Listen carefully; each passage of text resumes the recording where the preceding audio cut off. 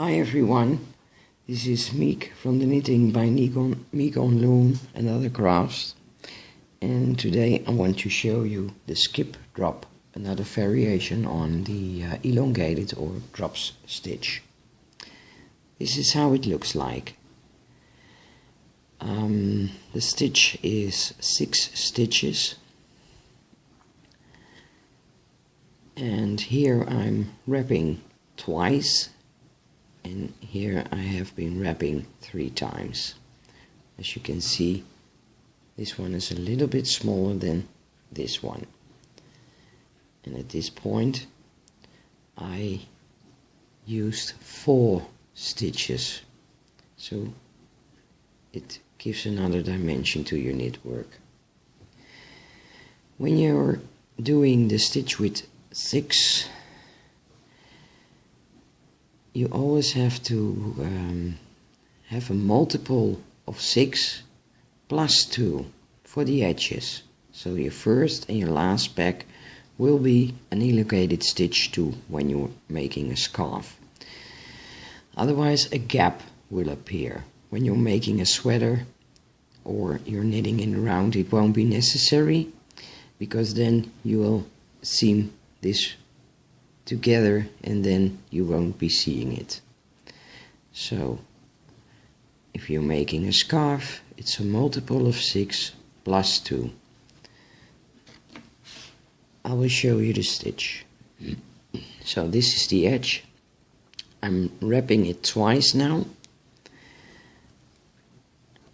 and I put the stitch, which was already on the loom, over the loops.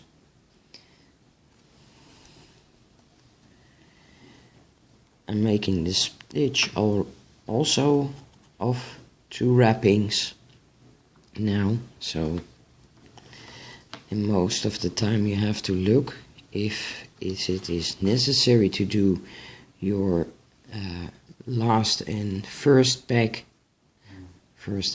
back, 1 or 2, so the tension will be okay. Wrapping around twice.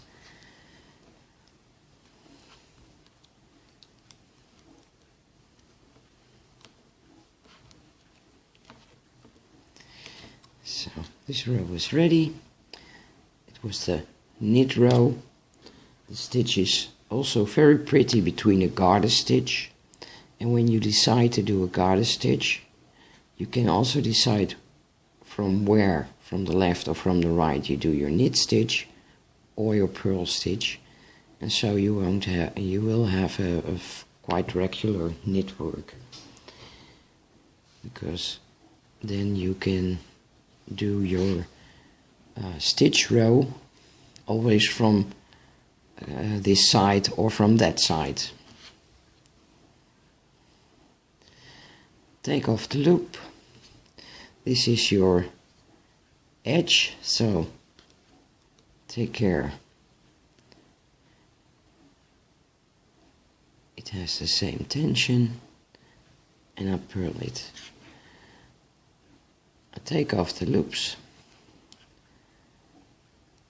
This time it is 6 stitches, and when you're doing 4 stitches it will be almost the same. You do the same steps as you do 6 stitches.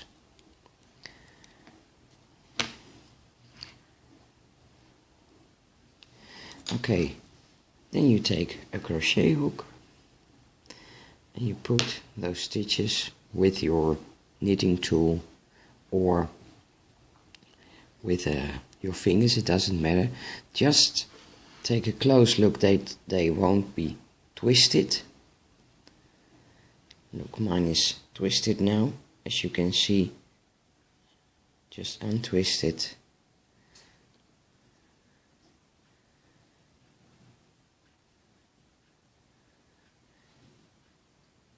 I think I wrapped the wrong way and didn't see it. So, okay. This is the last one. 1 2 3 4 5 6. I have 6 stitches on the crochet hook. Then I take 3 stitches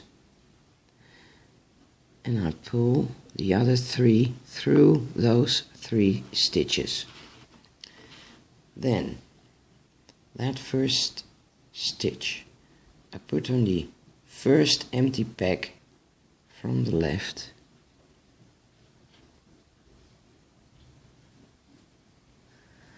You can also do that with my knitting tool, or I do it with my crochet hook. Then I skip one pack and I put it on again. I skip one pack and I put the last stitch on again. And as you can see, the first one is empty too.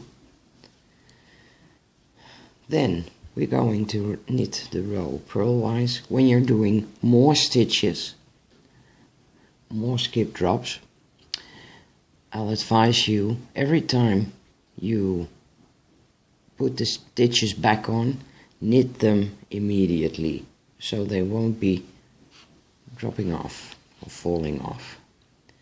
So yarn in front for the empty pack, you knit a purl, yarn in front, knit the stitch purlwise, yarn in front and knit the stitch purlwise. This is the last one. Also take it off and knit it purlwise.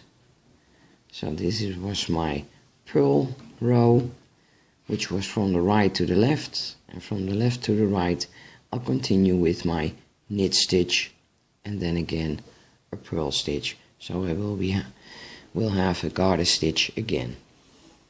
And as you can see, it looks beautiful between a garter stitch. So this was the skip drop. I hope you enjoy watching and I hope to see you next time. Bye bye.